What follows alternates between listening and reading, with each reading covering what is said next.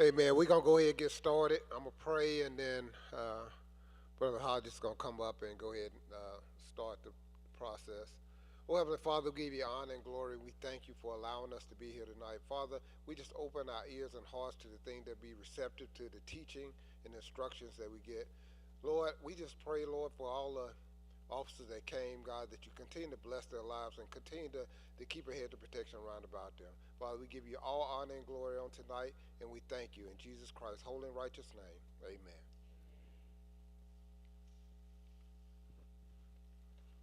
Good evening. How y'all doing? Okay, I want to start off by introducing these guys so you guys can be able to put a name with a face. The first person that I'm gonna speak on is he's a really dear friend to me. He's helped me out tremendously in my law enforcement career. This gentleman is his name is Nathaniel Taylor. He's a SRO deputy with Harris County. He's it doesn't say specifically when he started with Harris County Precinct 3, but he started his law enforcement career in 1994. He was a DPS trooper, did 25 years over there of service, which is outstanding. He currently works as a SRO at Sheldon ISD. He holds a Master Peace Officer certification. He's a certified firearms instructor, excellent firearms instructor, alert instructor, and a taser instructor. And that's going to be Deputy Taylor. Taylor. And then we also have another gentleman that we have in the back that I've had the opportunity to work with, outstanding guy. Got Mr. Walker, where you at on your years? About 25, 30 years law enforcement experience, 32 years. He was a lieutenant at San Jacinto before he came aboard with us. Excellent hand in regards to all aspects of law enforcement. I look up to this guy right here. So we have Dennis Walker in the back as well. Of course, we have Miss Davis here, Sergeant Davis. She's over community outreach at Harris County Precinct 3, 30 years experience, good person. Sergeant Noble, he's currently in Channelview now. Y'all know Brother Noble. He's a member of the church. And then last but not least, we got Assistant Chief Jones, which is a staple at Harris County Precinct 3. Church, I wanted to tell y'all this before Taylor gets started. The name Dylan Roof. Dylan Roof entered the church in South Carolina. He prayed with the people. After he finished praying with the people, once they finished the service, once they bowed their heads down to pray, he opened fire on the congregation. Over 74 shots was fired. He killed 9 people. He left one witness in order to be able to say what he had did. So this is really, really important, and these things are happening. If you get a chance to Google the story, his name is Dylan Roof. He's a white supremacist guy. We put ourselves vulnerable when we open ourselves up for the church, but we still have to be leery on what's going on within the church as church is going on. So I'll turn it over to Mr. Taylor. Thank you. Thank you to Lieutenant Hodge and Sergeant Knowles and to the pastor and the members of this church for inviting me to give you this information. Lieutenant Hodge read a little bit of my bio. That was a lot of training and experience. So basically, I'm a jack of all trades. I know a lot and I can't thank my career and all the experience that I have to bring you this information. So I base it on some of real life experience. It's kind of different when I'm talking to civilians than I am when I'm teaching in front of law enforcement. So I have to use layman terms with you guys for you guys to understand some of the stuff that I'm talking about. This class was put on by Texas State University. This all started back when the Columbine shooting started. Alert and Texas State did research on all the shootings over the years to come up with this program. It's unfortunate now that we have to do this in churches. Back when, I ain't gonna tell y'all how old I am, but back when I was in church, I I never thought that I would have to see a police officer sitting in my church in uniform while we praise him. But nowadays you have to have that. And I understand that the leaders of the church want to protect the congregation. That's one of his ultimate responsibilities, is protecting the congregation.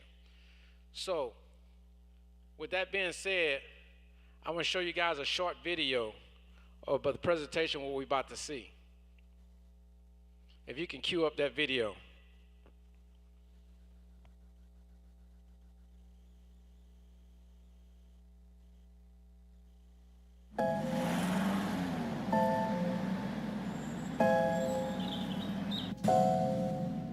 It may feel like just another day at the office, but occasionally, life feels more like an action movie than reality. The authorities are working hard to protect you and to protect our public spaces.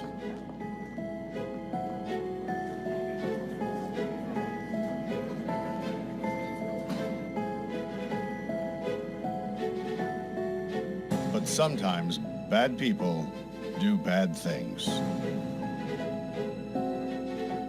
Their motivations are different. The warning signs may vary, but the devastating effects are the same. And unfortunately, you need to be prepared for the worst.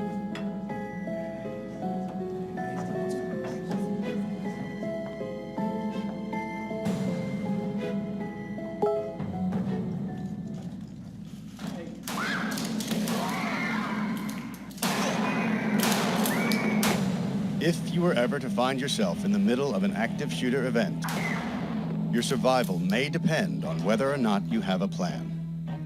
The plan doesn't have to be complicated. There are 3 things you could do that make a difference. Run, hide, fight. First and foremost, if you can get out, do. Always try and escape or evacuate, even when others insist on staying. Encourage others to leave with you, but don't let them slow you down with indecision. Remember what's important, you, not your stuff. Leave your belongings behind and try to find a way to get out safely. Trying to get yourself out of harm's way needs to be your #1 priority. Once you are out of the line of fire, try to prevent others from walking into the danger zone and call 911.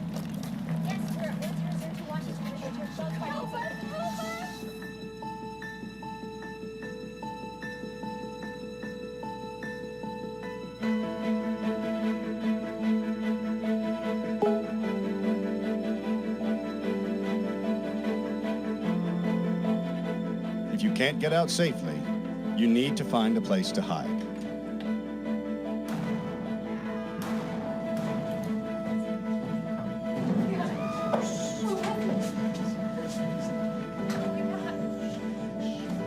Act quickly and quietly. Try to secure your hiding place the best you can. Turn out lights, and if possible, remember to lock doors. Silence your ringer and vibration mode on your cell phone. And if you can't find a safe room or closet, try to conceal yourself behind large objects that may protect you. Do your best to remain quiet and calm.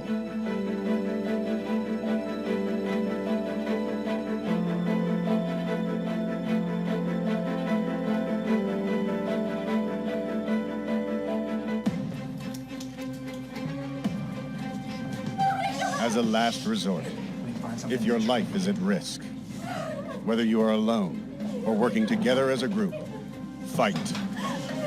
Act with aggression. Improvise weapons. Disarm him. And commit to taking the shooter down, no matter what.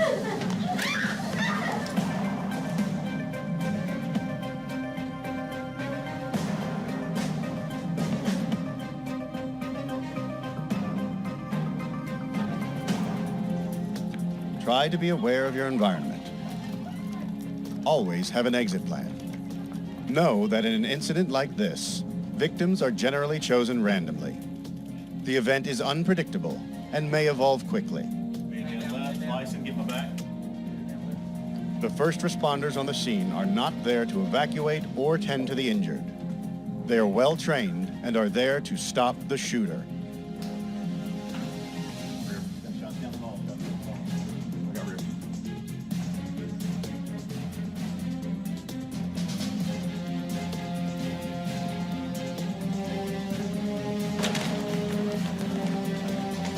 Your actions can make a difference for your safety and survival. Be aware and be prepared. And if you find yourself facing an active shooter, there are 3 key things you need to remember to survive. Run, hide, fight.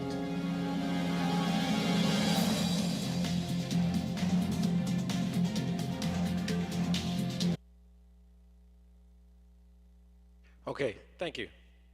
You can go to the next one. Real quick, how many of us visit the Walmart down here on 2100? How many of us have even thought about being in there and something happening like that? What would you do? So, that's the kind of mindset you have to be in when you go out to these places now. My wife, her name is Monica, but I call her Lala Lucy when we go out. Because my wife will walk into Walmart, just go and get what she need to get, and not paying attention to nothing, none of the surroundings. She feel comfortable because I'm with her. But at the same time, you should be aware too, even if you're with your mate. Ladies, you should be aware too. I know y'all leave it up to the gentleman for us to protect you, but sometimes we may not catch you. You need to let us know. So you always need to be aware of your surroundings. And I say that being aware of your surroundings is not just going in Walmart. It's coming out of your house, going into your house, wherever you're going. Nowadays, you have to be aware of your surroundings 24/7. So, as they say, if it looks suspicious, it probably is.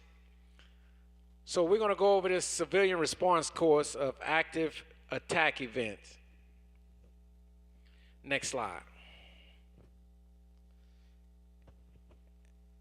And I apologize, so we have to communicate. I have to communicate with my IT person back there to run my slideshow.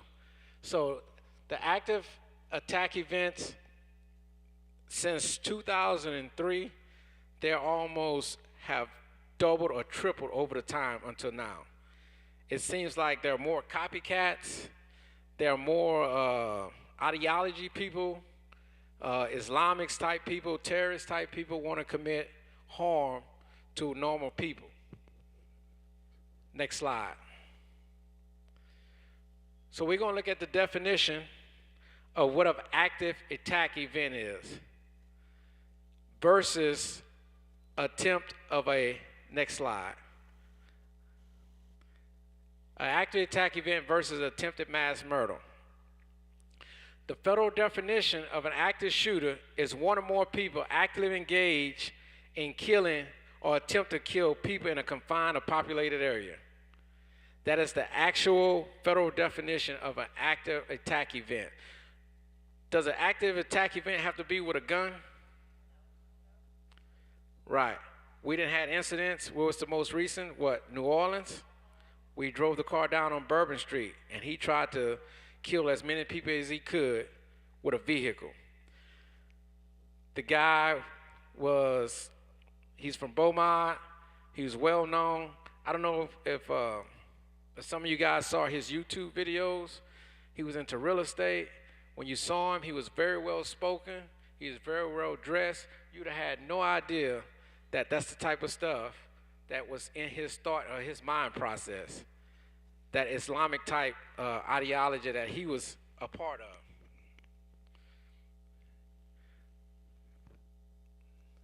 Let's go to the next slide. Some of the attackers, they have no profile. They have a vengeance mindset. Some of them broadcast it, some of them don't. Most of them, when they want to do something or hurt people, they usually leave what? Notes. They get on the internet. They surface and search a lot of different websites on how to make homemade bombs. So they leave footprints and digital notes on what they think and what their process is before they carry out the attack.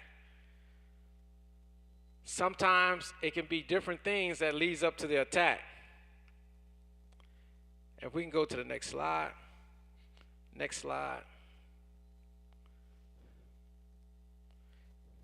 Keep going. Keep going. That's just a welcome. We didn't went through all that. So, some of the risk factors that are taken in consideration for these people are the history of violence. They can been brought up in an abusive family, abusive household. They probably been around violence their whole life. The exposure to violence. Some of the other factors could be drug use. You know, that's a big problem. If somebody get high on drugs, certain drugs, it takes their mind to another world, and they have a different thought process. The other thing is mental illness. That's one big thing. Mental health is a real issue in America. Mental health is a real issue, and we need to combat mental health more than anything. A lot of times when we see people do things, the first thing we say is what? What was he thinking? We don't know. It could have been a mental issue. Because to you and I, the normal person, we would have never done what they did. So we always go back to what was he thinking when he did that? And their history of suicidal. Most attackers have that mindset. I'm going to kill as many people as I can, then I'm going to take myself out. Or I'm going to let the law enforcement policemen take me out. So they have that history of suicidal on their mindset. Some of the other risk factors is they could be stalking, harassing or threatening behavior, negative family dynamics and support system. I talked about that earlier. They could be raised in an abusive home or been abused all their life. Or isolation or instability. Isolation meaning they just loners. They have no friends, hanging out by themselves. And other concerns. Next slide. So this slide shows the number of victims from 2004 to 2005. If you see as this slide continue, as the years increase, you see the number in yellow is gun violence. And that's all the way up to 2012. That in 2013 we had a knife. Now you see more knife attacks popping up in there. As we keep moving forward into 2020, you'll see some blue pop up. That is the vehicle attacks.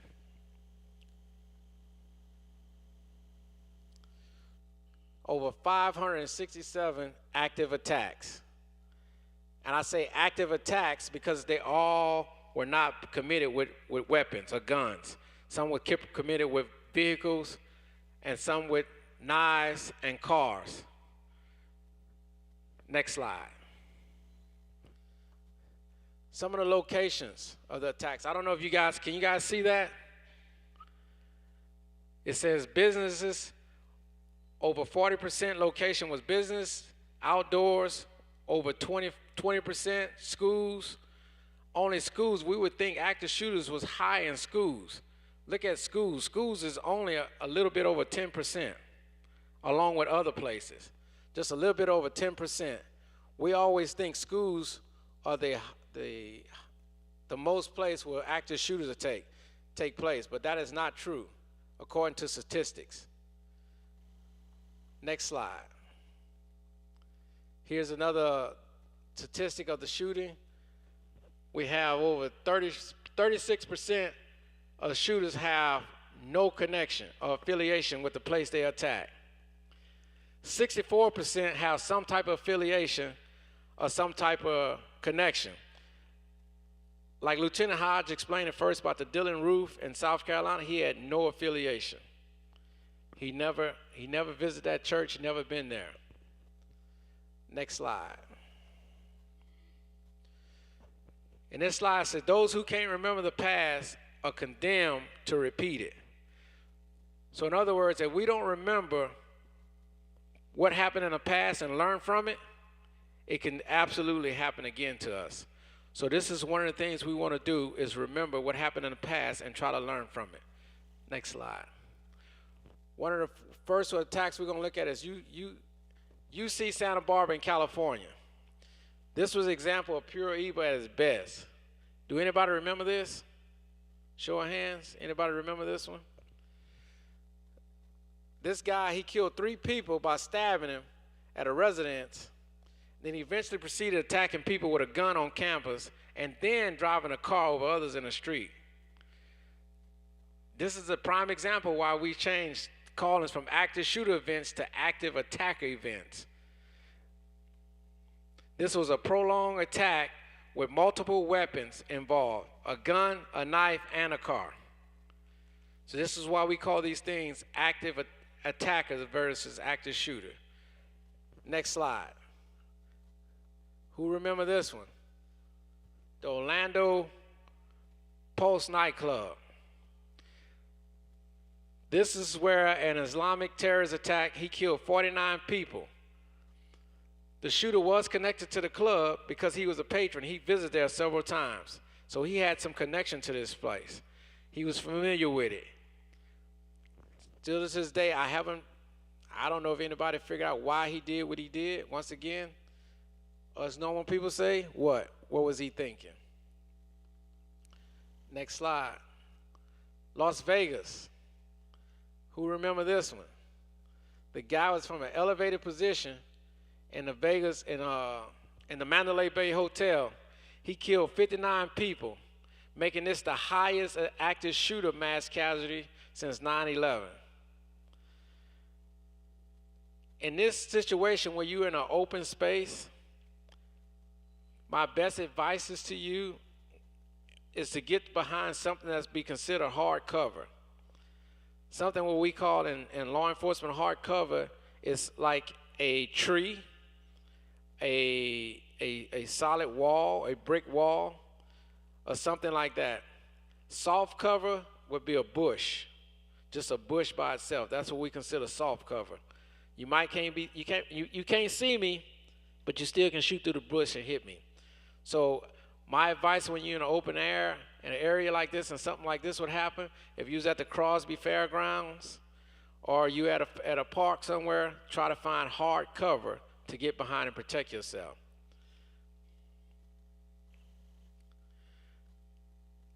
This one's in New York City.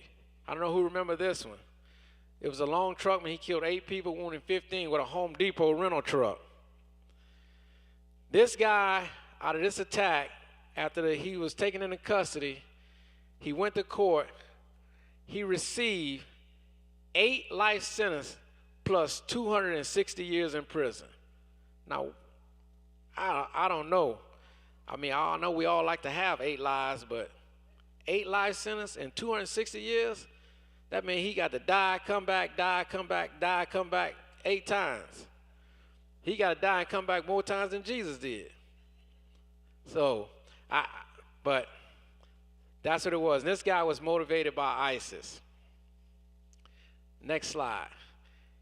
Here's something that you can relate to home, the Sutherland Springs church shooting. How many remember this one?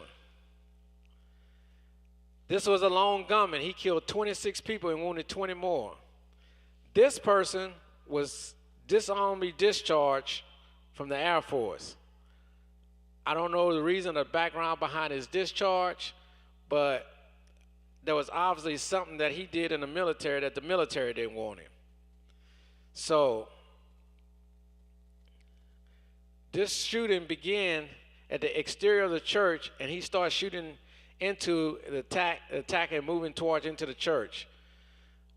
There was one guy, I don't know if you guys saw the video, one member of the church that had his gun on him that engaged him and saved all the others.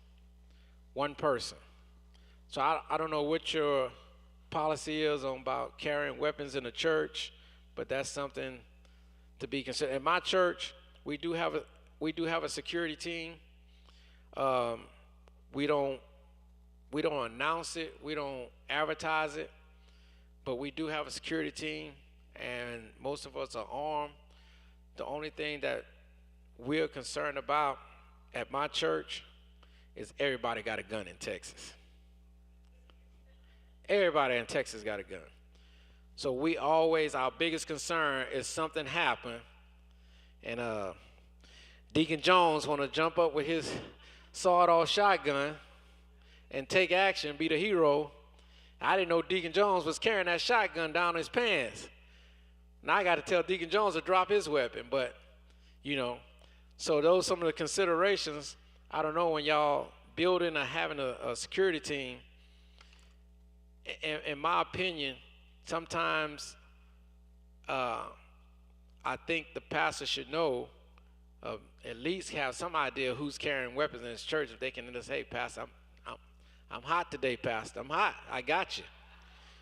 Something happened. I got you.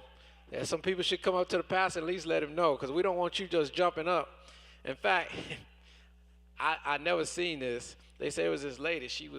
One of the ladies, she was 77 years old, I think, and she carried a .357 in her purse every Sunday. Now, they told me that, but I never saw it. I don't imagine what she was going to do with that .357. She just going to cut loose or something start happening. So you might want to know who carrying and who not carrying. Next slide.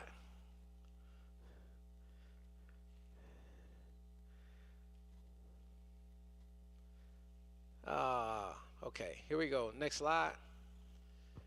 The number of deaths when these guys are carrying out these attacks is about how many deaths and the target availability and how quickly the police arrive. Most of the times, our response time, next slide, our response time on average is about 3 minutes. 3 minutes. And if y'all believe 3 minutes is fast, matter of fact, a show of hands, how many believe 3 minutes is pretty quick?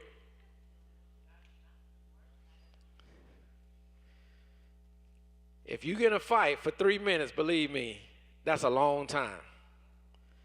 3 minutes is a very long time. A guy coming in with a rifle, with a magazine, with just 30 rounds in it, he probably can empty that in 30 seconds or 50 seconds, in a minute. So just think, the average law enforcement response time is 3 minutes. So 3 minutes is a long time. I hear it on the streets when I was on patrol, and I used to work DPS, Highway Patrol, and yes, I used to patrol out here in Barrett Station, and I would pull up on some of them calls, and people would say, "What took you so long?" Well, I got here fast as I can. I got here in 5 minutes, but that was a long time to them. I don't know how many of y'all have ever driven on or been involved in an accident, and it seems like a lifetime for the ambulance show up and forever for the police to show up. So just imagine 3 minutes could be an eternal.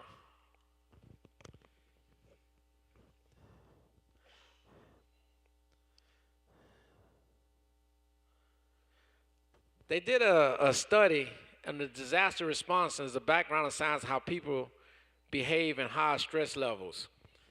This study was done out of don't get me wrong, forget the country, it was London or England. The 3 stages of the disaster response, it was denial, deliberation, and decisive movement. In the denial stage, they talk about how people are actually in denial when this thing is happening. Like, is this really happening? Does he really got a gun back there? So that is the first thought process of the human brain, denial. This can't be happening. The next process is the deliberation. What are you going to do? Getting a plan together. And the next thought process is the decisive movement, meaning you take that action. You take that decisive movement, man, I see that door, I'm going, I'm hitting it. I'm out of here. I'm not waiting around. And the denial process is the first stage. When we see it, that we say it's not happening. It's something that many people do not admit. They do not admit that something is happening, and they underestimate the severity of what's happening. And that's why when you have that delay and that denial process, not taking action immediately can cost lives. There was one situation in the World Trade Center where people called others to check on them and logged off their computers and packed up their belongings before they evacuated in a World Trade bombing. That was a big no-no that cost many lives. There's a saying, a comparison. Why do people do it? The brain is lazy. It wants to do things and fix it in existing plans and their own plans. It tries to find a disaster, something else that we already are familiar with. I give you an example of active shooter attacks. Many people describe hearing shots, but attribute it to fireworks. Many people hear shots, but they think it's fireworks. That's because the brain is not easily able to access and understand the difference between fireworks and gunshots. She's already started our next video, social proofing. You can go ahead and start it. Take a look at this video. This is a video of social proof and how people react. They see something, but they don't really react. Like, is that really happening?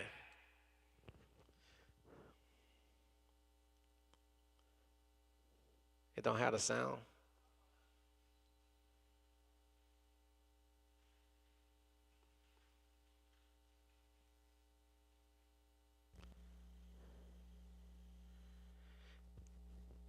Place like this street in New York City, if you were unfortunate enough to be the victim of a crime or taken ill unexpectedly, you might think that surrounded by all these people, someone would intervene. After all, isn't there safety in numbers? Psychologists say no. Research suggests that often a victim is less likely to receive assistance when surrounded by a group rather than a single bystander. When people are in a crowd, it's easier to pass the buck. It's what psychologists call the diffusion of responsibility. Liverpool Street Station in London, a busy thoroughfare for commuters. Unknown to these passers-by, Peter is an actor. As part of an experiment on bystander apathy, he's pretending to be ill. Help! Help! How long before he gets help? Please, somebody. Help! Help me, sir. Please help. How many of us have Helping done this would be before? Walk by inconvenient somebody or on the even street risky. laying out. He lies there for more than 20 minutes and no one raises an eyebrow. Please, somebody help me. It's always very distressing to watch situations like this where people are obviously suffering and no one's actually helping them. But what we have here is two conflicting rules. One is the rule that we ought to help, and the other is the rule that we ought to do what everybody else is doing. And here you have effectively a group of strangers who are exerting the pressure not to intervene, not to help. And it's very difficult to rebel. Ruth, another actor, takes Peter's place. How long before she receives help?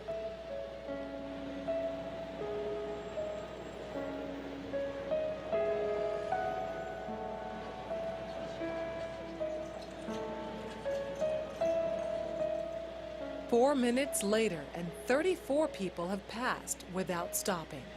Well, people don't really want to know. They just haven't got the time. Well, they have got the time, they just don't want to get involved. Unwittingly, these strangers have silently formed a temporary group with a rule: don't get involved. They're afraid to stand out from the crowd and won't take action if no one else does. This woman has clearly spotted Ruth, but she conforms to the rule and does nothing. Watch what happens, though, when someone else helps. You alright? You alright? Yes, thank you. Sure, you look a bit clicky, you know what I mean? She suddenly finds herself in a different group with a new rule: to help. You want to sit up? She don't look well, does she? You alright, yeah? Yes, you are. First I thought she was dead. Then I sort of checked to see if she was breathing or not. And I looked around and I couldn't believe that no one had noticed her, because there was a bloke sat there just absorbed in reading a newspaper. This time, Peter's dressed as a respectable gentleman. Now that his dress is in keeping with those around him, how long before he's rescued? Hello, sir. How are you today? I'm all right. 6 seconds. She even calls him sir, and suddenly everyone's a good Samaritan. Do you suffer from epilepsy? No. Why you're lying on the floor in the rain? Because he's part of the right group. Everyone wants to help. I would just hate to be in his position of feeling ill and nobody helping and walking past, so I'd just like to check that he was okay. And I thought, well, it's wet, so he must really be ill because he's going to ruin his suit anyway. So that video just shows about how people are very reluctant to get involved like in this certain situations. This is the same thing. If you see something happening, do something. Don't just pass by. And this situation, the way this relates to active shooter events, if somebody needs some help, just don't pass them by. In the deliberation, they talk about if you see something, you didn't have to make that decision on what you want to do and take that action. You have to decide and act.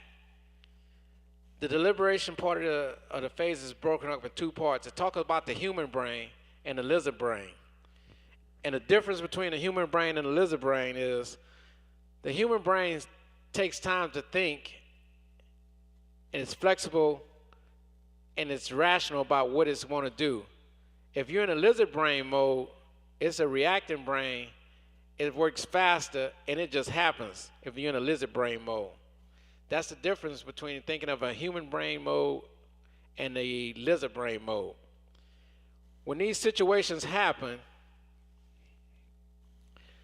what we call your stress levels can go real high real quickly.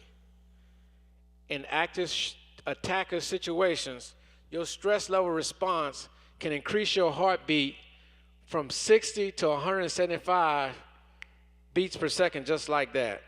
In other words, if you get scared of something right away, how many of us all say, "Oh Lord, you almost took my heart beating. You scared of me." You can feel your heart beating in your chest. That ever happened to us? We walk in the house or somebody scares, you can feel your heart. When people do like this, they do the Fred sound. Oh, Elizabeth, this is the big one. That's because the heartbeat goes from 60, almost a resting pulse, to 175 beats per minute. That's that increase. And that's what happened if you ever caught yourself in an active attack situation. In police officers' terms, we use the color code. They don't hardly use it no more. But the color code white was in a normal and a resting state. Yellow is where most police officers are every day at work, meaning that we're aware, we're looking, and we're understanding our surroundings. Red, in the red color mode, that means it's happening. I'm in the fight. It's going down right now. In our color mode, it goes from red to black. Black is the panic mode. So as a police officer, I never want to go from white to black, from calm to panic.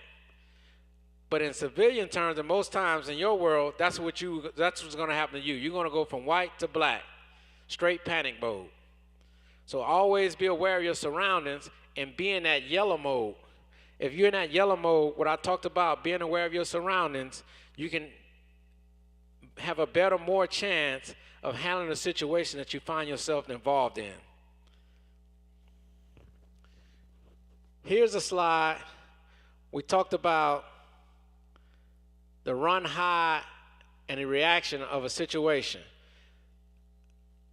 Well, I'm going to just let y'all look at the video and see if y'all can pick out what happened in this video. There's no sound to this video.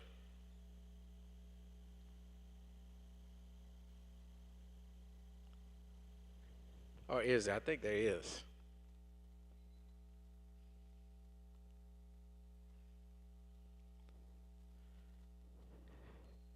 Can you play it again?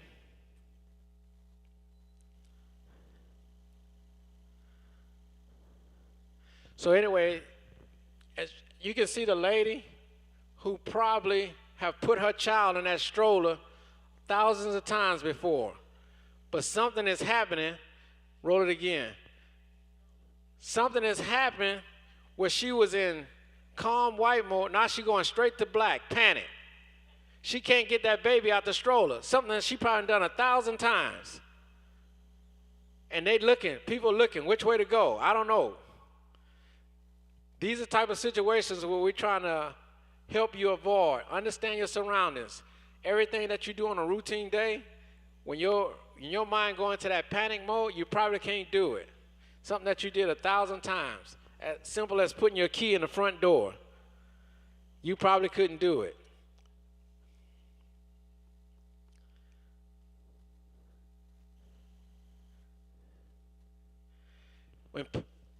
When people panic, that's what they do. They bounce around, they bumping into each other, knocking each other over, trying to find places to hide. So understand your surroundings and your escape areas.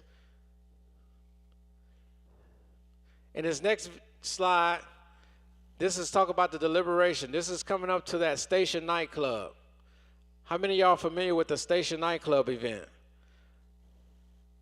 This is the Station nightclub where the people were in a club having a good time.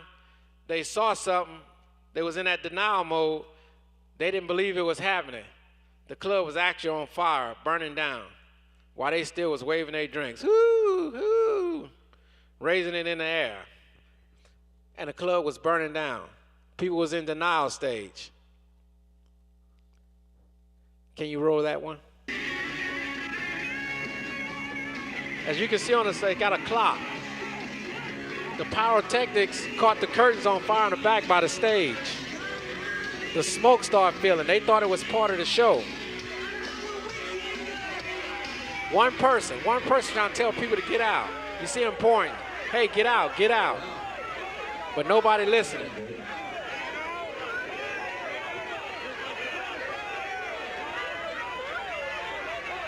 This is we talk about the mind brain and the lizard brain.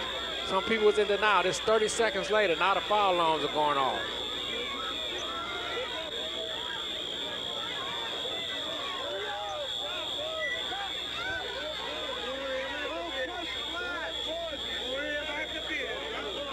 People still trying to get out. Now they pushing and shoving. Now we going into panic mode.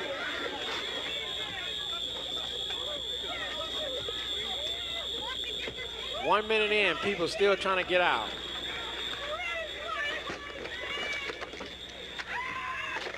Now people are getting crushed and crumbled. That is that situation where people was in denial. They saw something happening, but they didn't believe it was happening. They saw the fireworks and the fire on the stage. They thought it was part of the show, and they thought they was getting a good show. As you can see, they were still raising a beer in the air apart and having a good time. This is just a diagram that shows where all the people, where the fatality was at, where they found bodies after they went in and put the fire out. As you can see in the entrance, almost 31 people were killed right there at the entrance trying to get out. You can go to the next slide. That's just a video I had to show people trying to get out. When you find yourself in one of these situations, always calm yourself down. Make sure you breathe. Shift your emotions to calm. And also try to take care of yourself as much as possible as you can. That leads me to another thought process. Some of us are limited to our physical ability. Some of us are more physical agile than others. Some of us are not as physical agile as others. So we have to understand our physical limitations when it comes to certain situations. If I know that I can't move as fast as some other people, I'm always going to set myself up strategically in a position where I can be the first one out in these situations. Next slide. Next slide.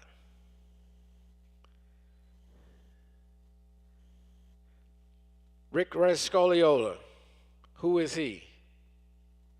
He was one of the guys that went up in the towers doing the 911 attacks to save people.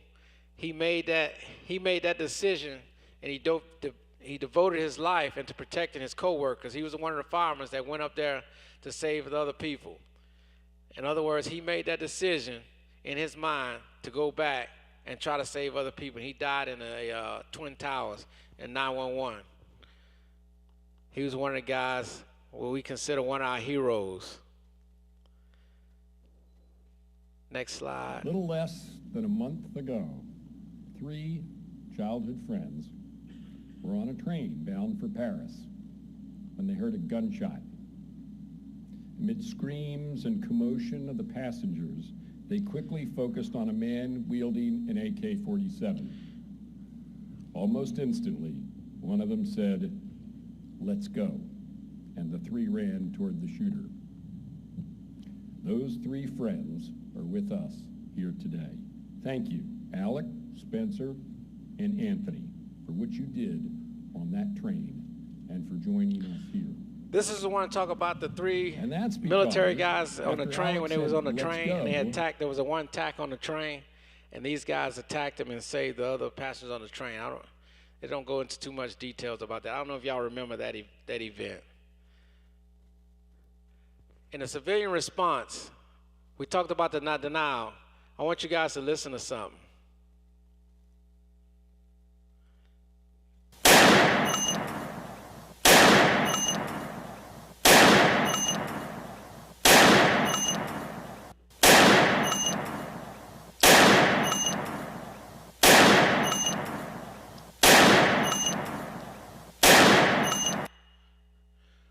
When you hear that, don't deny what you just heard. Don't deny what you just heard. You heard gunshots. At that point, you heard it. I'm not denying it. I go to my deliberation. My deliberation is what action I'm going to take. You need to take that action. One of the first actions you do not want to take. One of the first actions you do not want to take. On the next slide. Don't play dead. Don't play dead. If you hear them gunshots and you just turn around and, you making yourself an easy target. Don't do that. Get somewhere. Get out of there. Don't hang around.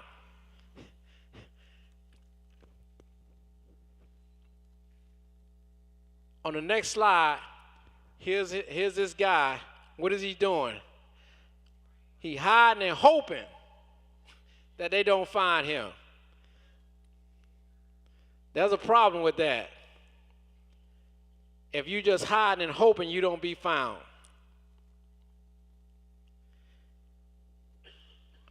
On our next slide, we talk about the deliberation. The first one is what? Avoid, run, get out of there. The second one, hide.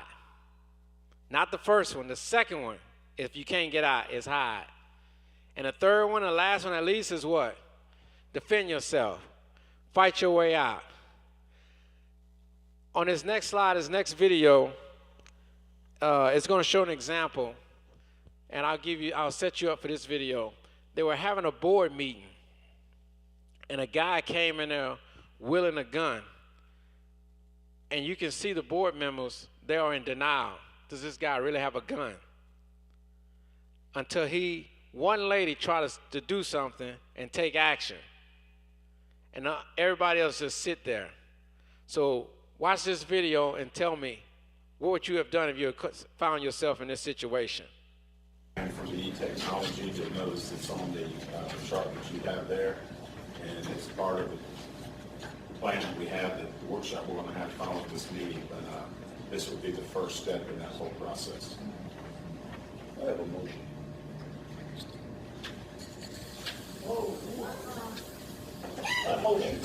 He started, you can hit a spray paint, he's spray painting on the wall. Counter. Hit the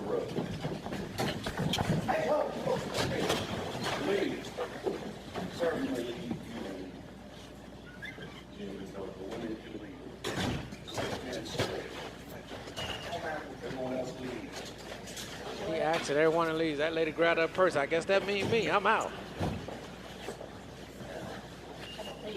Hey, sir.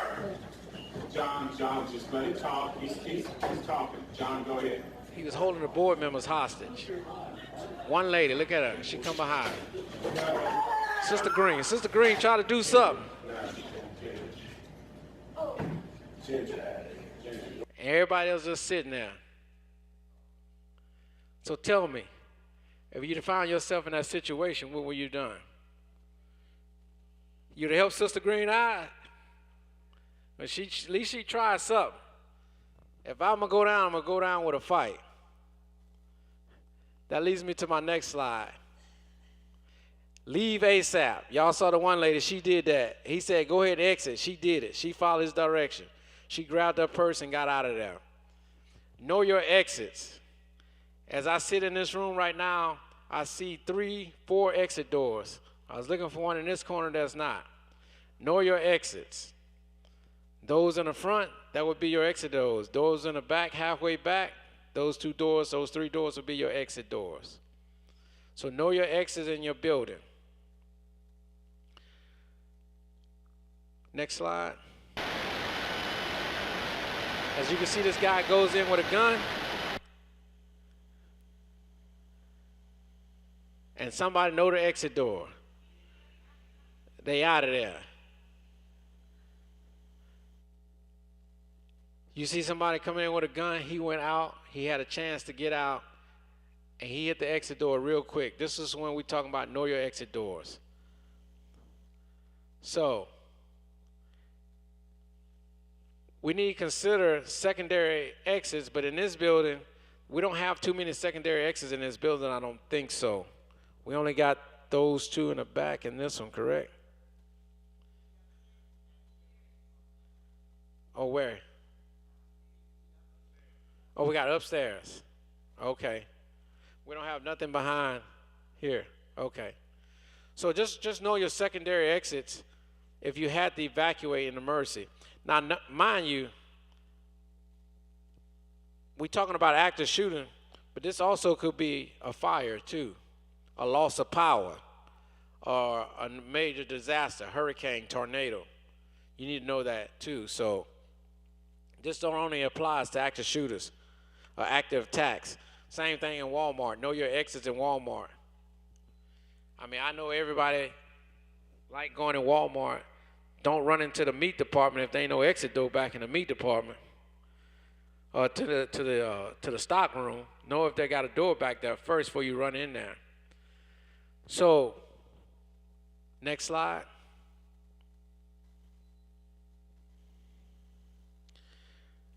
When we deny, is the second step of try to avoid and deny. When we deny, we lock doors, we turn the lights out and be out of sight and try to stay quiet. Next slide. I don't know if you guys can see it. He barricaded himself with a lot of chairs or whatever you can find, desks or whatever. We want to deny somebody entry to a door. If we did put ourselves in a room somewhere where we're trying to hide, make some type of barricade where the attacker cannot get to you. A door stop would be one of the better options if you have it. If you don't have a door stop, anything else would be sufficient to keep that door from opening. As you can see in this slide, how the door was still kind of open, and a guy, a girl, whoever it is, they down in the corner hiding. I don't know if you can see it right up there. I don't have a pointer, but you see she's in a corner down there hiding. She didn't barricade the door. It's just showing you an example how she went into panic mode and didn't barricade the door. Next slide. This is just some examples of things that you can use to barricade doors using simple door stops or whatever. Also know if the door is an outward open door or an inward open door. If you find yourself in a situation like this in a room with a door open from the outside, you can use a belt or straps to hold the door from opening up. This is some examples of other type of locking devices that can prevent the door from opening. I don't see you guys, not in this building, but maybe at some of your workplaces. In schools, they have these. In certain schools, they have these little locks on the doors where they can't be open.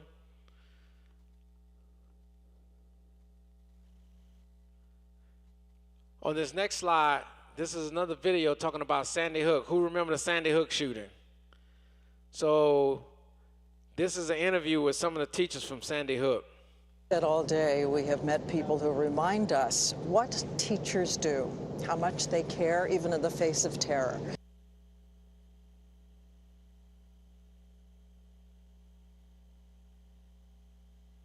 And I sat down with a first grade teacher at that school, Caitlin Roick. She heard gunfire, large windows exposed her classroom, so she managed to rush 15 small children into a tiny bathroom to try to save their lives.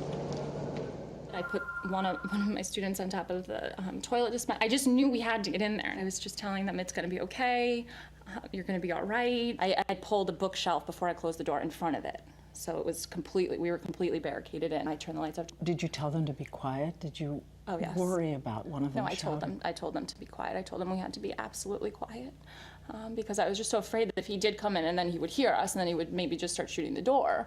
So I said, no, we just have to be absolutely quiet. And I said, there are bad guys out there now. We need to wait for the good guys. They're coming again. I wanted us to be okay. And I'm so saddened that there are people who in this situation are not okay. And my heart goes out to anyone who knew them and was a part of their lives. I just can't imagine. Did they cry? No, if they started crying, I would take their face and say, it's gonna be okay, show me your smile. I really tried to and one of my students would say things like, I know karate, so it's okay, I'll lead the way out. They really said to you, we want to go home for Christmas. Oh yeah. Mm-hmm. Yeah. Or I just want to hug my mom, or just, things like that were just heartbreaking, and in my mind, because you're hearing, I've never been a part of something, obviously, anywhere near this traumatic. And so I'm hearing the gunfire in the hallway, and I'm thinking in my mind, I'm the first classroom. Why isn't he coming? I'm thinking we're next. And, and in my mind, I'm thinking, as a 6-year-old, 7-year-old, what are your thoughts? What are your, and I'm thinking that I have to almost be their parent. I have to tell them, so I said to them, I need you to know that I love you all very much and that it's going to be okay, because I thought that was the last thing they were ever going to hear. I thought we were all going to die. And I don't know if that's okay, teachers and, but I wanted them to know someone loved them, and I wanted that to be one of the last things they heard. Not the gunfire in the hallway. It's just horrible. Horrible. How did you know you were going to be okay? What happened? I didn't. What finally happened was the gunfire stopped. The gunfire wasn't that long, so that stopped, but I said, no, we're not going anywhere. We're staying here until someone good comes in, gets us out. So eventually what happened was the police came and started knocking, and obviously, I was completely beside myself, and I said, I don't believe you. You need to put your badges under the door. So they put their badges under the door. I said, if you're really a police officer, then you would have a way to get in here. You would have a key, or you would have gotten it from the janitor. If everything's okay now, you would have found the keys. So he had the keys, and he found the right one, and he unlocked the door, and then they brought us out to the firehouse to meet up with the rest of the teachers and students, waiting for parents to come and pick them up. I think there are a lot of people who wish. So did you guys hear what she said?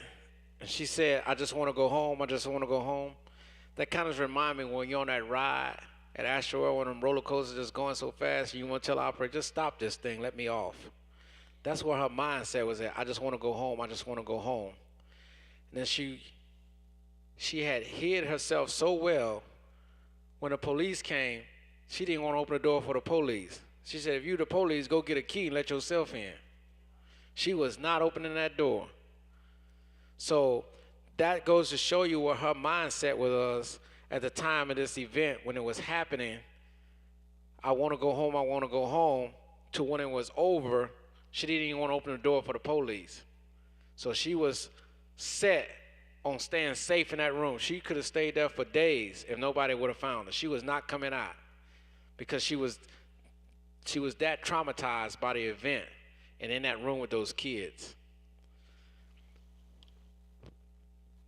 On this next slide, let's talk about defending and denying access to the shooter. This is something I probably wouldn't recommend to anybody if you're not physical able or capable of taking a gun from somebody. And this is some Marines or some law enforcement that's doing some highly trained stuff. So if you don't practice this every day, I wouldn't recommend this. Grabbing the gun. Now, you know, you can use anything for a weapon. Matter of fact, let me ask you, do y'all see any weapons laying around in this room? There's plenty of weapons. These chairs, that table, that guitar, the keyboard, this, anything is a weapon at that point. I say that to say this: when you're in Walmart, that little can of corn, that flour, that box of cereal, anything on that shelf is a weapon. Remember that. Anything you can use to defend yourself with can become a weapon. On this next slide, here's someone who has to make a decision to fight, and then, well, I'll let you just look at the video and then I'll tell you.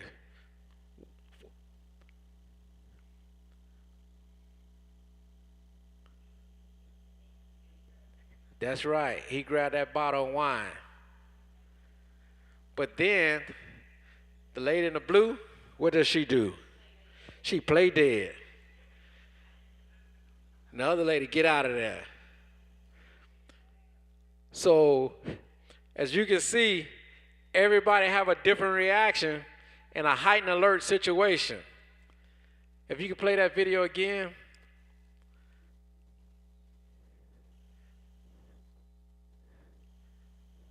That guy, he's standing by that wine rack. He was on the phone.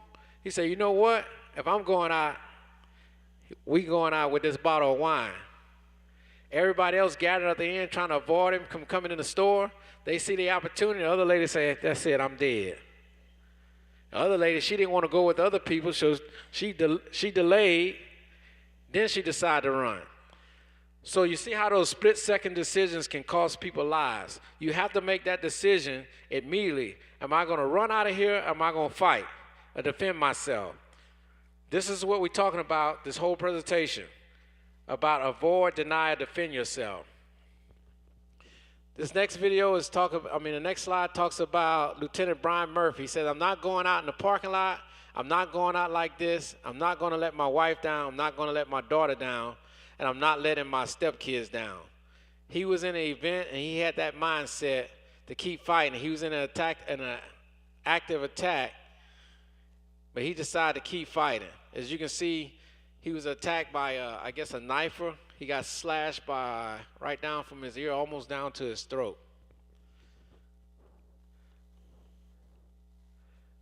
When you know your surroundings, know the steps you're going to take. The first thing is avoid, then try to deny or hide, and then defend or fight.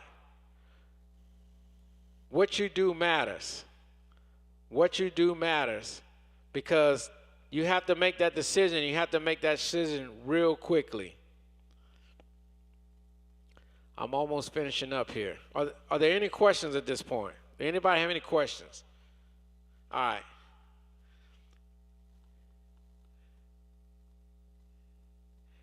In his next few slides, we talk about where the attack starts, and the next slide is a primary exit. If you can't get to that exit, then you might want to avoid the attacker. If you can't avoid the attacker, then you want to deny the attacker. Look for other exits. If there are other exits, take them. Get out. If there are not, and no other exits, it's time to defend ourselves. We talk about the active attack in the Virginia Tech. How many are familiar with the Virginia Tech event? It happened in the Norris Hall on the second floor in Virginia Tech. One of the things that they found here at Virginia Tech, the doors were chained. So people couldn't get out. This is the first thing he did. He chained the doors so the people couldn't get out. So he had another plan in mind. At the Norris Hall, where the kids were in class, where this attack happened, he had already pre-planned this and chained the doors. He was roaming the halls from room to room up on the second floor. And the next slide is just the graphics that shows how the rooms were adjoining. He was going from room to room and killing people. It shows that in room 211, as the slides continue, you see they populate, and it shows where the room that were the most fatalities occurred was in room 211. You see in room 205, a room where they locked themselves in a room and denied the shooter access. Everybody in 205 survived. 207, he got in 207. A few people in 207 survived because they hid. But once you're in a corner in a confined space, you have nowhere to hide or nowhere to run. And the next statistics, the next slide, it shows statistics, how many people were shot and how many people were killed. As you can see in that room 211, where multiple people were shot. One of the things in an active shooter event when we arrive on scene as law enforcement, do follow the commands from the police, always show your palms, and do not move until you're instructed. Know that when police arrive on the scene, when we get that call that shots are being fired, we are human, so our adrenaline is pumping. We are just as scared and nervous as you. If one law enforcement say he ain't scared or nervous, I don't believe it. As much as we train, your adrenaline and your natural body and instincts will take over, and you will be in a heightened alert sense. So when a law enforcement arrive, do follow their commands and show your hands and understand that they are there to help you. But one of our primary focus is to stop the shooter from killing more people. If you're injured or anything like that, we probably won't stop to help you. That's a fact. We're not, I'll put it to you like this. We're not trained to help you until we stop the killing. So if you're injured or shot, know that we're trained to go stop the killing before we stop the dying. Our priority in law enforcement when we come on the scene is stop the killing. Our second priority is to stop the dying. Once we take care of the active shooter, then we can provide medical to those who've been injured or hurt. That is our priority when we arrive on an active shooter scene. If you can roll this video, it shows you how the people follow orders and giving commands by the law enforcement. Are you ready? If you're not cool, I'm not walking them, dude. Sir? Go. Walk to that deputy right there. Keep your hands right to see him. All the way to that deputy. You're going to make the left of the deputy's out.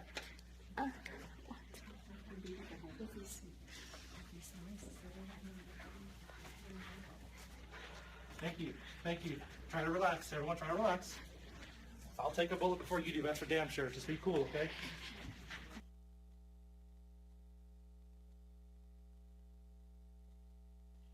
Okay. As you see, he was talking and communicating with the people and trying to keep them calm and tell them to remain calm.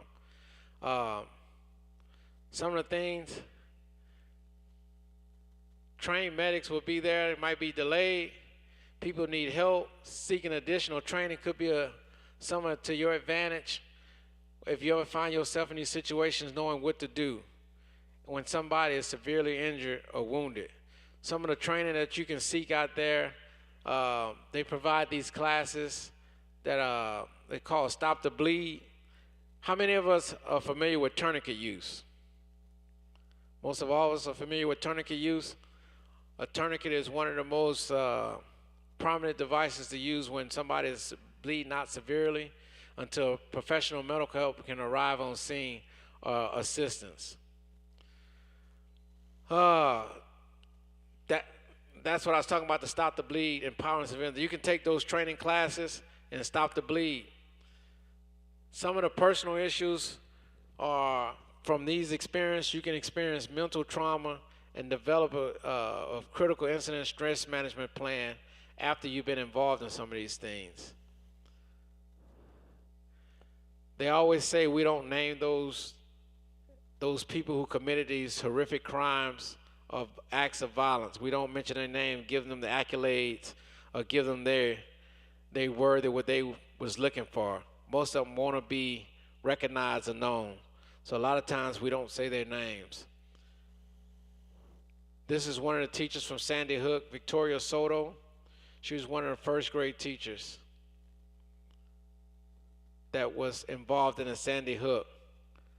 Also, there was another teacher, Miss Angela McQueen. She's a physical ed teacher and math teacher in Mattoon, Illinois. She was another hero. Today, this presentation was about to give you guys, and I'm coming to a close, this was to give you guys some information about active attacks and responses on what to do if that situation ever happened in your building or wherever you find yourself, whether it be Walmart, here at church, or in some other type of setting, some type of concert event. How many of us go to concerts? How many of us go down to sporting events? So just keep this in mind. This is not only in these type of settings. How many of us go to IHOP? How many of us go out to other restaurants? None of y'all go out to eat? Okay then, we must be some home cooking people in here. But just keep in mind, these are not, these tactics and information that I've given you only can apply, it can apply almost anywhere when you're out there in the real world. I have no more. This concludes this little presentation. Are there any questions? Usually I have about 5 or 6 questions. No questions. No questions. Okay, Lieutenant Hodge, go ahead, ask your question.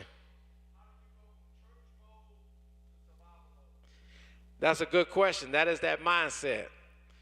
That is that mindset we talked about. You have to determine and build yourself and your inner emotions to turn it on just like that. And I'm talking in police terms. When we're taught our defensive tactics and we're training in academies to engage somebody that's trying to physically hurt us, we have to meet violence with violence. We're not going to overcome somebody that's violent if we, please, come on, stop. Don't do that. We have to meet violence with violence. And that's what he's saying, that question. You got to turn your mindset on. If he violent at me, I got to get violent with him. Because what's the old saying? I'd rather be judged by 12 than carried by 6, okay? Are there any other questions? Yes, ma'am.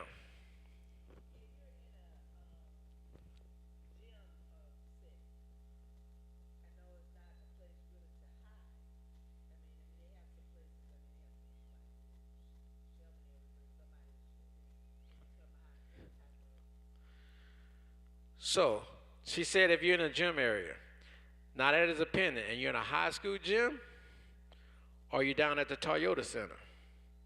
What type of gym you in? Oh, Fitness Connection Gym. So, Fitness Connection Gym, there's a lot of weapons in there. Those weights. In the Fitness Connection Gym, remember I talked about getting behind hard cover? if you can find cover behind something, because a lot of times in those gyms, there's probably only one door where everybody come in. The exit door would be in the back office somewhere where you might don't have time to get there. So this is that time I need to take hard cover behind something, a treadmill or something like that.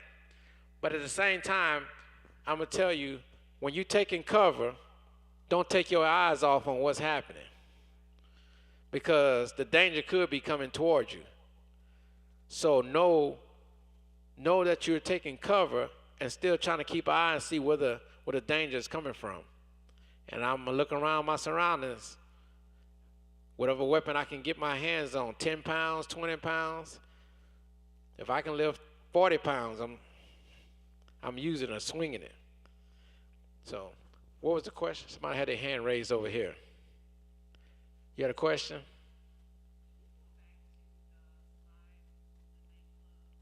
Post nightclub? She want to go back to the post nightclub slide. What was your question on that one?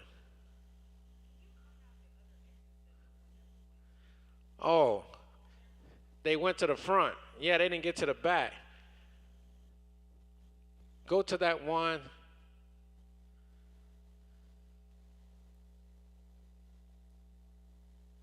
Right, go back. Right there. Go down. No. Go. The one with the diagram right under the video. And go down again. No. That one right there. So you see the stage exit back here to the right, that door? Nobody got to that door. 9 people try to go out the kitchen. There's an exit back there, the kitchen, 2 exit doors at the kitchen. People try to get to that door, 9 people, they couldn't find that door. And there's another exit by the main bar. There was 3 people found dead piled up right there. Nobody knew where the other exit doors was at. That's a good catch, a good find. Everybody try to take, here's the thing, this is human behavior. We all want to go out the door we came in. Once again, most of the time we're not familiar with places that we go and visit, or we never took a tour of, so we really don't know where those exit doors was at. You can see where the stage was at, where the curtain and everything, with the acoustics foam and cover walls, where all the fire started at the stage, and everybody just went out trying to get out. Those 18 and those 9 people were piled up on top of people, trying to get out that one exit. So that's a good indication to know your exits. Question.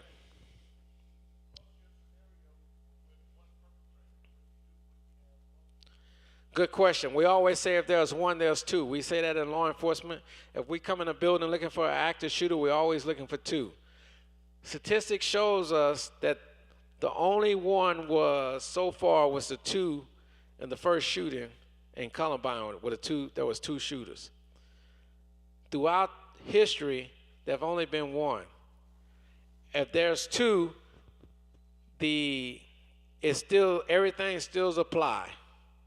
You have to avoid, deny, or defend if there's 2. Everything still applies. It doesn't change. It just puts your odds a little bit lower because there's 2 of them and 1 of you with no weapon. Good question. Yes, sir.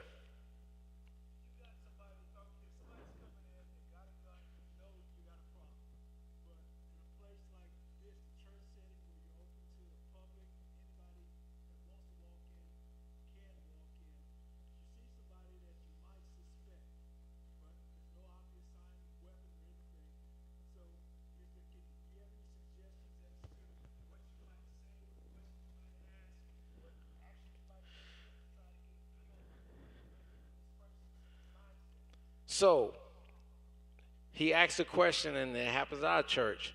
Everybody familiar with those same regular faces every Sunday until you get that one unfamiliar face that you never seen that's by himself, lone person.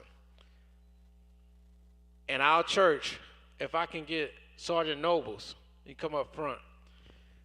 In our church, what we have trained our security people to do, you know, as they say, everybody is welcome. You don't want to be a closed church. You want to welcome everybody because you don't know their situation. They may just had that encounter where they ready to give their life to Jesus Christ. So I don't want to turn nobody away. So if I'm welcoming him, I never seen him before. Hey, welcome to our church. How are you? But at the same time, I'm patting him down. How are you doing? Nice to meet you. Is this your first time here? You see what I'm saying? I'm feeling for bulges, or if I can't actually see it, bulging from under his belt. I'm like, hey, how you doing, man? Nice to meet you. I'm not filling him up. I'm patting him down. He don't even know it. I'm patting him down. So, at the same, I got that firm handshake. I got the mic in my hand now, but I got that firm handshake. The other hand, I'm patting him down. Nice, welcome, man. Come on. So that's one way you can do that. The last church we did it at, they said that what happened? The pastor was he preaching or praying? And the guy, unfamiliar guy, he came and walked all the way down front. And he went down, and the pastor even said, he said, man, that kind of made me nervous. It was a predominantly black church, and it was a white guy. And he walked down, I think he walked down and put his hands up for a few seconds. And then that would look kind of strange if that's not your protocol, typical protocol of the church, protocol. He, like everybody else, didn't know what to do. Everybody saw him, but the pastor stayed focused on message and continued. And then the guy went back, and I think one lady finally approached him and introduced herself and started talking to him. So I think he said he had a backpack too, which made him real nervous. So, y'all, I don't know if y'all seen some of the instances where there was one church where the guy walked right up to the front and started shooting at the pastor on stage. So this is that thing I tell you about if you don't have a security team, build a security team, know who's packing, and those people should be strategically placed every Sunday in a case of an event.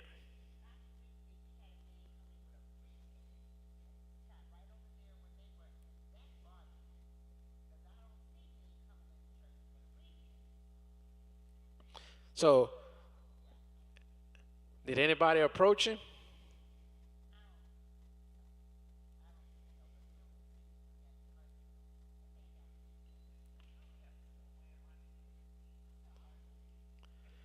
So, she said she got to start wearing her heels. So in that situation, he had that briefcase. We don't know what he had in that briefcase. Somebody, you have to be strategically and tactically sound about your moves when you're approaching people you don't know. And when I say strategically and tactically, you have to think quick outside the box. How you doing, sir? Welcome to our church. Are you new here? Hey, let me get you back here and get some information from you. Can I escort you back here? Man, take him away from everybody till somebody get a feel for him. Take him back there with that briefcase, because you don't know what he got in that briefcase. Somebody, I'll play like I'm an usher or a attendant. Hey, come back here. I need to get some information for you. I need your name and number, and those kind of things. That's what I'm talking about. You have to think outside the box without disturbing or disrupting and being rude and unwelcoming to the church. So, yes, ma'am. Threats, I would take all threats seriously. If somebody opposed a threat, of course you would contact law enforcement, and it depends on what type of threat, whether it be a bomb threat or active shooter threat. I'm coming there to shoot up the church. I'm going to blow up the church. All those threats should be rolled over to law enforcement. when you're taking those threats, whoever's on that phone call should get as much information as you can. What time, what day, where you coming from, what you gonna be wearing, what you look like. If they dumb enough to give you all that information, make sure you writing it down. Yes, ma'am. What was your question?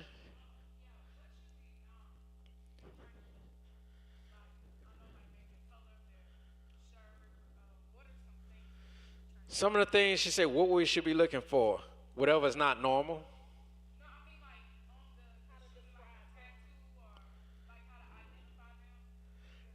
An attacker, before or after? So before is anything out of the norm. Like I said, a man come in here with a backpack and no shoes.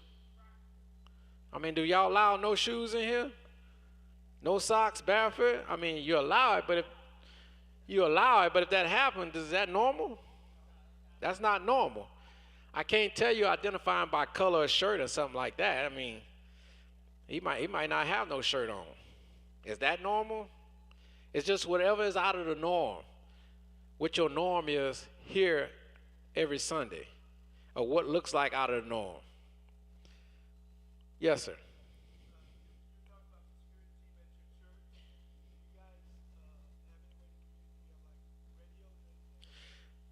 So, I go to Faith Family Church in Baytown on North Main.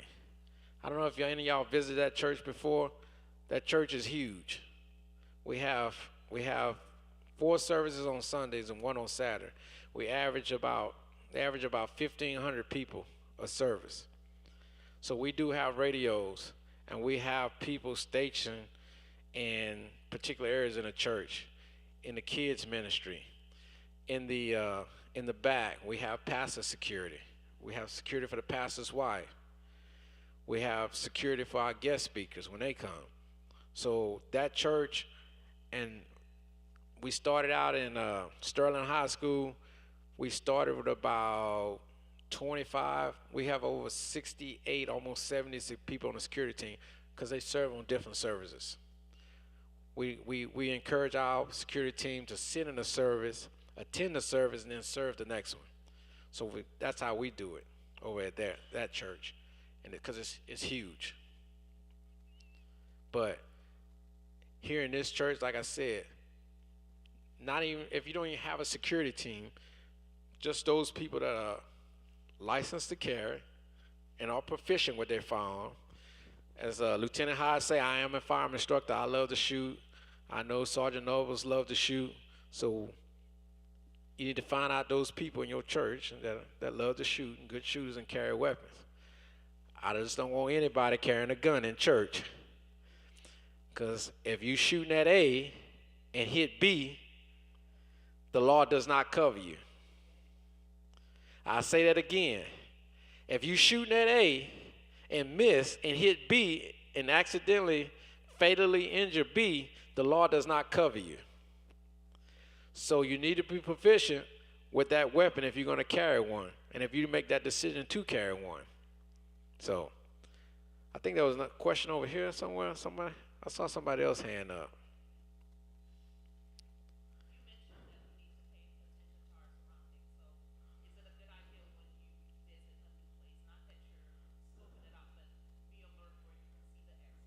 Absolutely. Her question was, should I be aware of my surroundings when I go to a new place? Absolutely. The first thing I do with my wife when I go in a restaurant and I sit down, I look for the exit doors. I look for the exit doors while I'm looking at my menu, waiting for that waitress to come and take my order. And all these guys in uniforms can attest to you. When we go to restaurants, we do what? Y'all see officers what? Always facing the door. We do not like sitting in the restaurant with our back to the door. That's the first thing in the mindset of an officer. Most gentlemen like that too. We don't sit with our back to the door because we want to see it coming. If I let my wife be the one looking at the door, we done, both of us, because I never see it coming. She probably faint before it all happens. Ah! So absolutely you should be aware of your surroundings when you go in strange places. Another thing, my big habit is my eyes are always wandering. Even in my church, when I'm talking to people and I'm engaging with people, I might be talking and I can be right here to him, but I'm still looking over his shoulder. I'm looking around. Yeah, okay, yeah. But some people may find that disrespect that I don't look at you face to face when I'm talking to you. But it's just how I'm wired, how I'm designed to always be scanning, and always looking. So that is a good question. Are there any other questions? Well, I appreciate you guys' time. I appreciate all the interactive questions. I hope this was helpful for you. Like I said, this is something not only to take away with your church, something to keep in mind at your church, but to take out into the real world with you. If there's no other questions, thank you. I'll turn it back over to Sergeant Davis.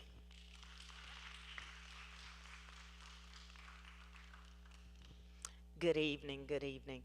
We're going to have at this time Deputy Walker. He's going to talk just a few minutes about the safety and the gun license and all that good stuff, and then I'll finish out. Good evening, everybody. To the pastor, to the members, the deacons, the friend, my rank, good evening, everybody. Thank you, Sergeant, for allowing me to talk a few minutes. Who's my handgun owners? I know I ought to have some people in this class, because I did a license to carry class, and I know about 10 to 12 people should have their gun license from me already. Well, good evening. I'm here to speak a few minutes while Taylor's up here. Thank you for Deputy Taylor, for such wonderful stuff that he put on. He's got a lot of experience, and these deputies have a lot of experience. Now, we talk about gun safety. Who owns a gun in here? Let me see all who owns a gun.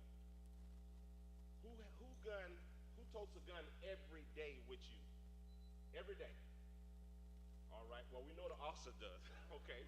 All right. You got to remember, gun safety comes from when you train with your gun, you learn how to handle your gun, you learn how to use your gun. Guns, you got to know the backstop if you pick up a gun. Every gun is loaded. When you pick it up, it's loaded. You handle it. Right now, I'm going to pull out a play gun. This is a play gun, not a real gun, but I'm going to always treat it like it's loaded because you practice what you preach. If you point this gun in that direction, you need to know your backstop. What is the backstop?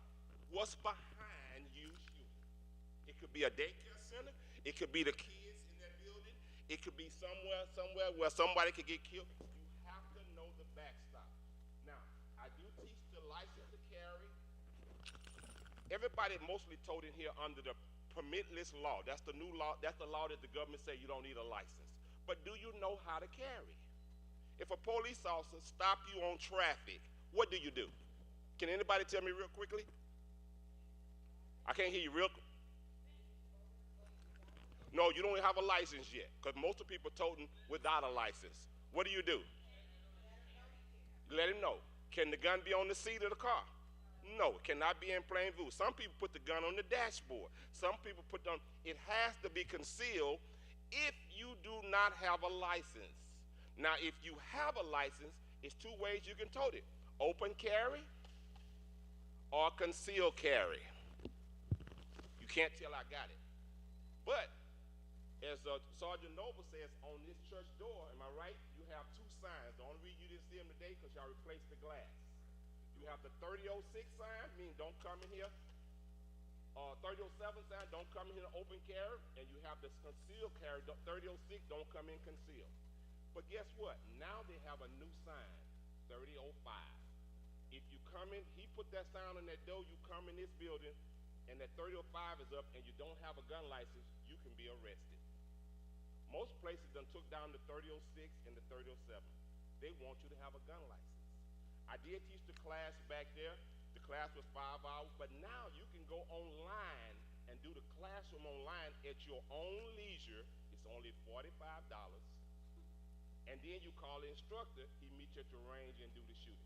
When the last time you've been to the range and shot your gun? Anybody tell me? When the last time you shot a gun other than New Year's, you shot it in the air, which is illegal, When the last time? Huh? July. Okay.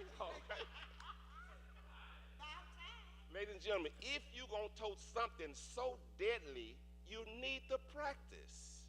You need to practice more than ever. Let me ask you, how many of you guns is at home unsecure from the grand cure right now? In the dresser drawer, under the pillow, in the closet, you got babies at home. What's the age of a child that you can go to jail for if the child is age for? If the child get the gun? Any day under 17. Any day. If a child is 17, he's an adult. Under 17, he's a juvenile. If that child get that gun and hurt himself, you're going to be charged with a Class A misdemeanor. If he kills somebody else, you can go higher. You have to secure the guns. You have to lock them up. What's the best way to lock them up? A little safe. A little safe. Academy selling for $45. You can get a gun lock. Every gun that you buy now has a gun lock with it. If you buy a gun, you're going to have a key lock that go through the barrel. But if you lock it up that well and you need it quickly, you cannot find that key at night trying to get it open. So you need to figure out a way to lock the gun up and make it secure where no one else can get the gun but the person you want to get it. Remember, as Deputy Taylor said, we have a lot of mental health.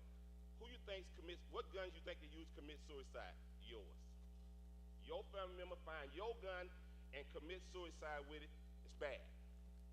The other day, the officer, am I right? The young man found his mama's gun and used it and shot people, and she was a police officer. You have to lock the guns up and secure them. You have to every now and then go to the range and practice shooting the gun, because some of you shoot the gun, you're gonna faint because you ain't shot in a long time. You pick up a gun and you shake it, the bad guy knows that you were scared and he gonna try you. Remember, confidence. If you have confidence when you shoot a gun, you can say, get back. And believe me, he gonna stop and walk backwards because you use command presence. Command presence work. Remember, a deadly force weapon is not just a gun. It's a knife, it's a rock, it's a bat, it's mace, it's any of them is a deadly force weapon. If you in Walmart, like he say, somebody coming there shooting, you got a gun, you can use deadly force back. If deadly force is presented to you, you can use it back. But you got to make sure, like he said, you have to shoot the right person. You cannot shoot the wrong person. If you will be charged. Now, like I say, I do a lot of shooting. I am on the firearm instructors team, and I do the license care. I've been doing it since 2007. I have certified many, many people. But you know, some people don't need a gun because you get mad if somebody blow the horn at you. You know if you hot-headed already. You know what it takes to tick you off when you pull that gun up in the air and go get charged with deadly conduct because you showed it, or aggravated assault with a deadly weapon because you pointed it. So you have to know you before you pick up one of these weapons. Guys, guns training, gun safety is very necessary if you're going to carry a gun. Don't let that gun be at home while your grandson go in that dresser, get it, and harm himself. Most of your guns probably right there at home is not secure. I can tell you that right now. It's not secure. Hiding it is not the best way you could. You can tell them all day long, don't go in that dresser drawer. When you're not there, they're going to do it. So guys, let's practice gun safety. Let's be a gun owner, be responsible. That's the main thing. Be responsible. Know how to carry. Know how to use it. Every 3 months, go to the range. Just shoot it and get somebody to show you how to shoot it properly. That's one of the most thing about gun safety. Handle your gun. Right to say, do you know there's 40 states that you can fly to with a gun? Did you know you can fly with your gun? No, you didn't know it. Go to the airport, check it in before you go in. They're going to put it in a lockbox. You fly to the state you're going to. But you got 10 or 12 states that you cannot go to. There's no gun laws. You can fly with a gun. When you got a gun license, you can buy a gun. They don't run your name no more. The license is only $42.75 from the state. Take the class, get the license. You renew it every 5 years for $42.75. With the gun, you can't tote it in the school. You can't tote it inside the airport. You can't tote it in the churches and stuff if they have the signs on the door. Now you can tote the guns in the movie theater because they took the signs down. They only have the 3005. So if anyone you ever want gun training, there's a lot of instructors around. You got a bunch of instructors at your church. Get them to come help you. But don't just have something so deadly that you never touch, but when you pick it up, you don't know what to do with it. Had a lady loaded her gun because she thought somebody was trying to get her. The next 2 days, she got in purse, stuck her purse in there, and it went off. and it went through her kneecap. If you're going to tote a gun, ladies and gentlemen, you need to have a holster. The trigger needs to be covered where you can't accidentally hit the trigger. If you tote the gun open carry, it must have a locking device. Some type, button, Velcro, whatever. If you tote a concealed carry, you need something to keep it from falling out on the floor, going off, or hurting some innocent person. So remember that gun safety is very important, but you need to make sure, handle your gun, be a responsible owner, and go from there. Thank you, Sergeant. Thank you. Thank you, sir. Okay, I'm pretty sure you guys have got plenty of great information for yourself. And we want to thank you, Pastor and Pastor Wive. We want to thank you guys, each and every one of y'all, for allowing us to come out, allowing the team to come out, and Lieutenant and Sergeant Nobles back there, and Deputy Taylor up here for giving you that information that you need. And when you need something, we're here for you. So on behalf of Constable Sherman Eagleton, he told us to tell y'all, thank y'all for allowing us to come in and give y'all that information. We appreciate it. We truly, truly appreciate it. And sometime at the end of the year, we will come back out and just briefly ask you what you guys have done, or what's different, or what y'all took in consideration, or what y'all can use. And if you need more information, you got your lieutenant and your sergeant here in the building with you. Get with them. And no question is a dumb question. I'm going to say that one more time. No question is a dumb question. Now, you might didn't want to ask it now because we're here, but when you get those cats alone, pull them to the side. Make them give you that answer that you're looking for. It's okay to ask that question. It's okay. And, you know, we're afraid sometimes. We don't want everybody to know because we might think that's a dumb question. But I'm going to ask that question. And that's what you should do. And when you do, you'll feel a whole lot better because they're going to give you that answer. They're going to have some type of, Noble's going to have some type of answer, and LT definitely going to have an answer for you. So we thank you again for having us. We appreciate you, and we'll come back and do an update. Okay, thank y'all. If I could get somebody to close it out with a prayer. My pastor, let my pastor come on up here.